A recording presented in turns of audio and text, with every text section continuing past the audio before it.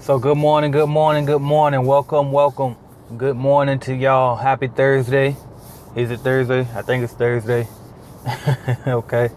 I want to welcome y'all this morning. This is a new version of the Everybody Eats podcast. I got to figure out how to get the intro song on these live videos, because I think what I'm gonna do now is go live from now on, right? Matter of fact, if y'all can hear me, let me know. I'm trying out this new microphone. There's a little clip-on mic I got. So if y'all can hear me, let me know.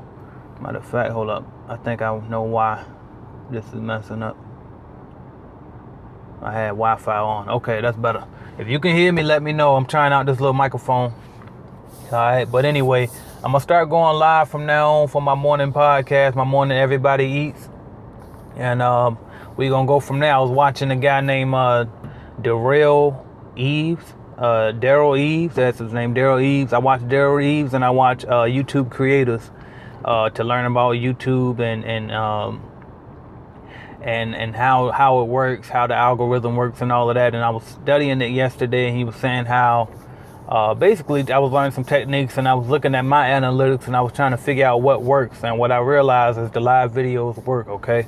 Because come to find out, YouTube doesn't even notify all of your subscribers when you even upload a regular video, okay? So I noticed that the lives work, so that's what I'm gonna try to do from now on. But for whatever reason, my reception is bad, so I can't see anything, any comments or anything right now. It says poor connection. Hopefully y'all can see me. Maybe if I pull out of this area or something and drive, maybe I'll just drive around till it's time for me to get to where I'm trying to get to anyway. All right, still bad. Anyway, I'm gonna get right into it. So Miss, I think it's Lakia1 or Lekia1 on Instagram. She asked me, what did I think about estate investments like life insurance, is what she asked, okay? So I spoke about life insurance a few times in the past, but it was years ago, so I'll do it again. And my thoughts actually changed on life insurance. At first, I used to say forget life insurance, is a waste of money, just focus on building wealth. And this is why I was saying that, by the way, for those of y'all like, oh, nah, that's crazy. The reason why I was saying I didn't care for life insurance at first was because, number one, when you die, your debt does not get passed on. I know people like to think that, and some people were taught that, but your debt doesn't get passed on. When you die, your debt just goes away, okay? That's it, except for mortgages, and I can't remember what else it is, but anyway, mainly mortgages is the only thing that stays around when you die, and you just pass that house on. But at first I was like, well, damn, if the debt don't stay around, why would I pay for life insurance? You know what I mean? Like, I'm dead, I don't care if the debt paid or not. You know what I mean? So that was my reasoning at first why I didn't care for life insurance. And then also they have this thing called whole life insurance, where you pay in, and then you can borrow from your own policy later on, right? But that was a ripoff, because what I realized was the amount that you pay in every month to that whole life insurance policy, if you just put that amount in a regular old savings account, you actually have more that you can take from yourself, and it wouldn't be considered a loan that you have to repay back. It's just your money that you get from yourself. So I definitely didn't care for whole life insurance policies.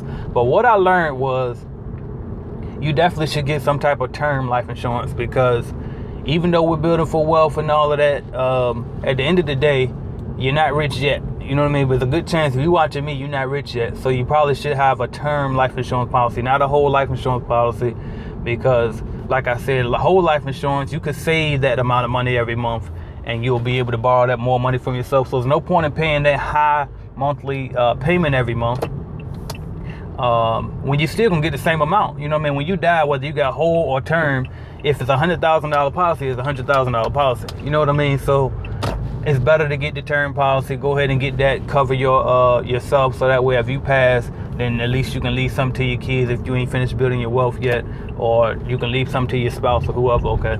So that's really my thoughts on life insurance. I don't think that is it mandatory, you know what I mean, that you have it. Nah, I mean, you ain't gonna die if you ain't got it. You know what I mean? Like, don't skip bills. Don't put that before health insurance or I don't know, before certain other bills. You got to pay your rent. You know what I mean? But at the same time, you definitely should get some term life insurance if you're going to get life insurance, okay? So I wanted to cover that real quick. That was her question. Another question that I had come in was how to start a ride sharing company. I had somebody, I'm not going to give away her whole idea, but because it was a unique idea, so I'm not going to give it all away. But in general, she wanted to start a company to compete with, good morning, Pablo. Right. And so Pablo said it's not mandatory, it's necessary. Talking about life insurance. So another question I got, and I think it was from, I won't say who it was from, and she had a unique idea, so I'm not going to go into it. But basically, she's trying to create a company to compete with Lyft and Uber, okay? And she was asking me how she should get started, because she was thinking about financing a car to do it, because she wanted a specific type of car, okay, to do the company. And so she was asking me, is that how you leverage debt for business? If she was to finance a car and then use that car to do ride sharing and build like that. So here's my answer on that. Absolutely no, that's not how you do it. Let me tell you why. Because I can promise you, the owner of Lyft and the founder of YouTube, neither one of them started off with their own car. I promise you, they probably didn't. Okay, you don't even need to own a car, realistically, in order to have a ride sharing company. Because, and this is for any business model, okay? When you building a company, or when you're building any company, you're not supposed to base it around what you have and what you can do, okay? Unless you're just trying to start a service because you don't have anything, you're just trying to get started. But when you're trying to actually build a company, don't build it around you and what you can do. Build it around what you can hire others to do, okay? So why I say she doesn't even have to own a car is because you need to figure out, okay, well, I want to offer this service. Well, how can I get somebody else to do the service for me? And then how can I charge enough to pay them and still make a profit? Okay, so this was my advice to her, is simply find people who have the type of car that you're trying to use for your ride sharing company, and then charge, and all you need to be able to do is charge enough to pay that other person for doing the service, number one.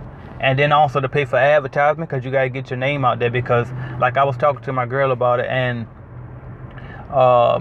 you like your Facebook friends and your Instagram friends, like think about right now, how much reach do you have? Natural reach, just organic reach. How much reach do you have? Maybe 1,000 friends on YouTube, on Facebook, maybe a couple hundred followers on Instagram. You might have a Twitter with a couple hundred followers, and that's about it, right? That's your reach, right? And so does that seem like a lot to you? And some people might say, yeah, that's a lot, because that's about 2,000 people that I know that can use the service. But actually, that's not large at all, because all 2,000 people that you know probably own cars and probably would never use your service, okay? That's number one. And number two, even if they did need that service, they probably not going to come to you for it, just simply because you're not a household name. They're going to forget about you. When they finally need the service, they'll say, oh shit, I forgot so-and-so had that company. And they're going to call up Uber or Lyft. You know what I mean? So that's why you have to pay for advertisement, in case for you were wondering why. You're like, well, why I got to pay for ads? I could just put the word out there, social media, all of that. Yeah, but that's going to take years and years and years. You want to get it going up and running. You say you try to compete with Uber and Lyft, so let's compete with Uber and Lyft, okay? And you can easily pay for Facebook ads. The Facebook ads don't cost a ton. Okay, but so that's how I would do it. I wouldn't go finance a car. That's not how you get started with a business like that. What you should do instead is, and maybe you can partner with a rental car company or something. Get a rental car company, see who has the cars that you want to offer in your service, or whatever type of company. Or maybe you partner with a car loan company, where they'll finance you the cars or blah, blah, blah for your business, but you got to come up with a good business plan and present it to them. So that's how I would cover that, but I just want to go over that real quick because I had that question come in. Pablo said, and also they won't use you because people want to do good, just not better. Oh, people want you to do good, just not better than them. That's true for a lot of people. That is true. All right, so it's like either they're gonna forget about you or they just don't want to see you doing better than them, like Pablo said, right? So, but that was the two things I had this morning for y'all. So I ain't gonna hold y'all long, but every morning I'm gonna start going live. I don't know if I'm gonna do 7 o'clock. I might do either 6 or I might do about 9. I'm trying to figure out what would be best. I know for y'all, the earlier the better, but at the same time, I'm trying to make it work for my schedule as well. So I'm gonna park right quick so I can start answering some questions. So if you got questions, go ahead and send them in. I seen something just come in. So if you give me a second, I'm gonna park somewhere, and hopefully this service will stop saying poor connection so I can see the comments again. All right, so here we go. Until I park, I'm gonna try to read this. James Alonzo says, would accounts reject you if you don't offer carpet cleaning, subcontracting, or is it better to go on business with? Wait a minute, let me pause first. I'm sorry about that, yo. Alright. James Alonzo says, would accounts reject you if you don't offer carpet cleaning / subcontracting, or is it better to go on business with a cheap rug doctor to offer the carpet service? I actually used a rug doctor before too to do it. It really depends on the service. But to answer the first question, would accounts reject you if you don't offer carpet cleaning? No, I don't think they will reject you. They'll just use you for what you can provide if they're already using you for your regular service, and then they'll go through another company to pay to do the carpet cleaning if that's what they want. Because carpet cleaning, that's a special service, a one-time job, so it's not like a thing that they're gonna need regularly. Some daycares and stuff do get it regularly, maybe once a month or something, but that's rare.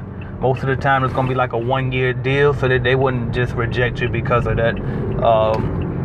So no, but yeah, if you want to, you could. What I would do is still try to bid on it, get the carpet job, and then just sub it out like you were saying, or try the rug doctor, or rent a machine. Actually, they have companies out there, these local distributor company, cleaning company, suppliers in your local area. They'll let you rent a machine. So just go there, rent the machine, watch some YouTube videos to figure out how to do it, and just do it that way. Don't miss out on the money. So that's what I would do. And rent the machine, and then pay somebody who knows how to do it, and pay them to do it, and then you make some money off of that for not doing it. Oh wow.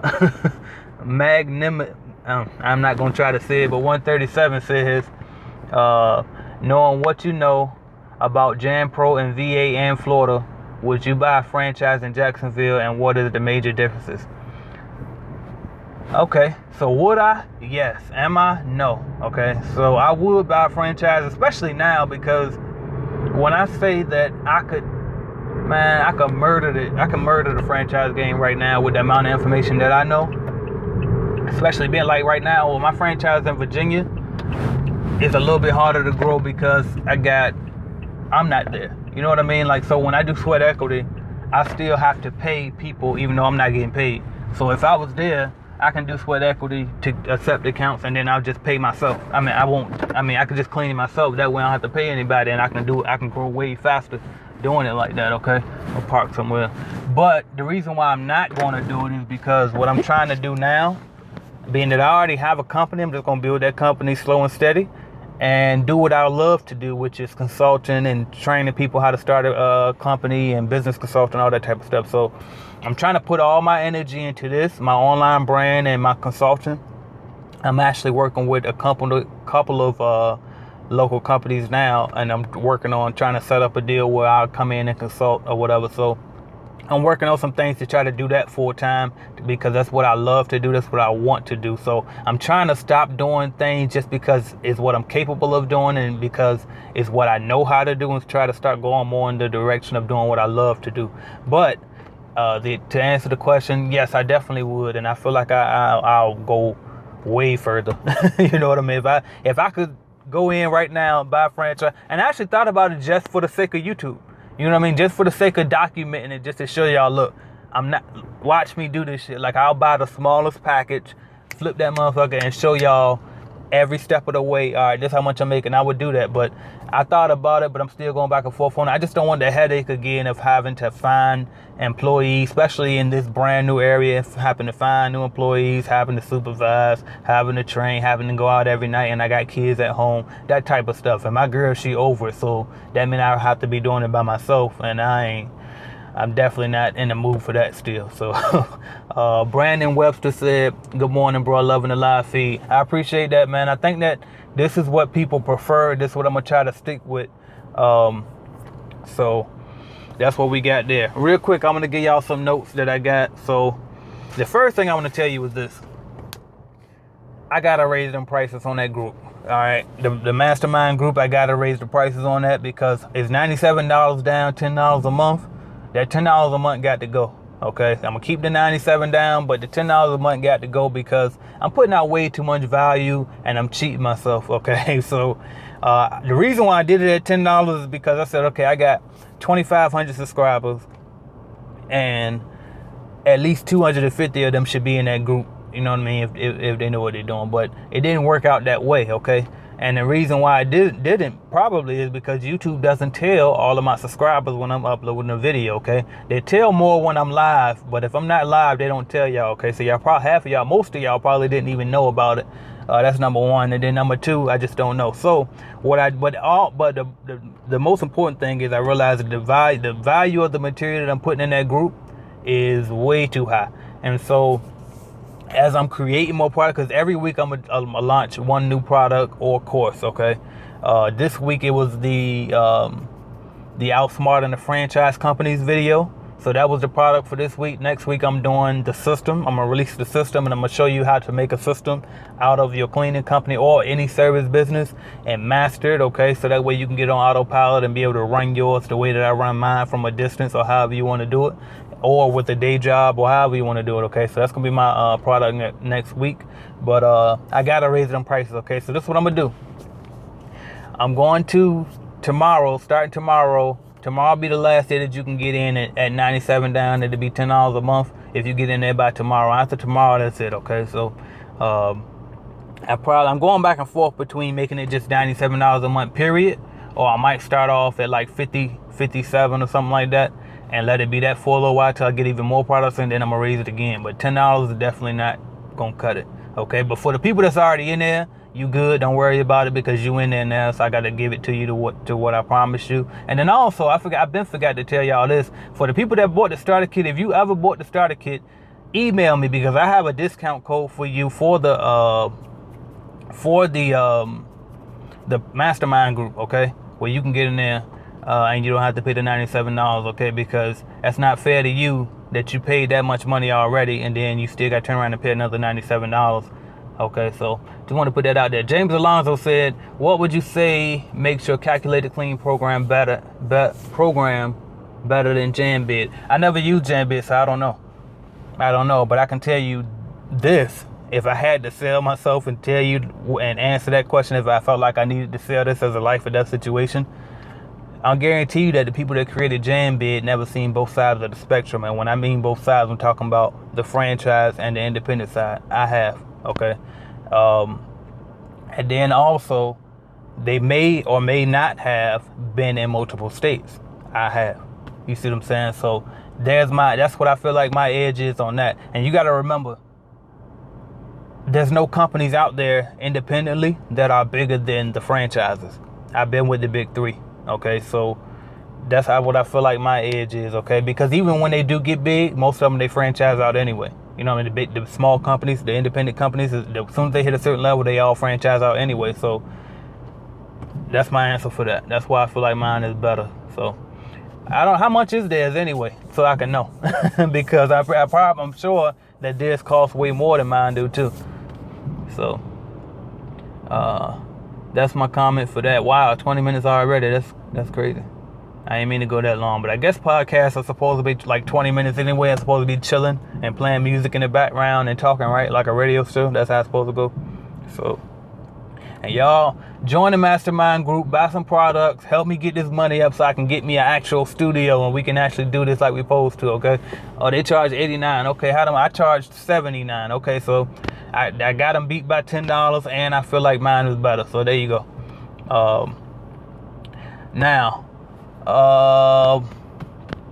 what else was I gonna say? I forgot what I was about to say something about that, but I decided it's probably better if I don't say it, so I ain't gonna say nothing else. But anyway, if y'all got any more questions, you can go ahead and chime in. But other than that, I appreciate y'all watching, subscribing, liking, sharing, and commenting. I'm stalling a little bit just in case somebody is typing right now. But other than that, thank y'all. Y'all have a great day, and I'll talk to y'all soon.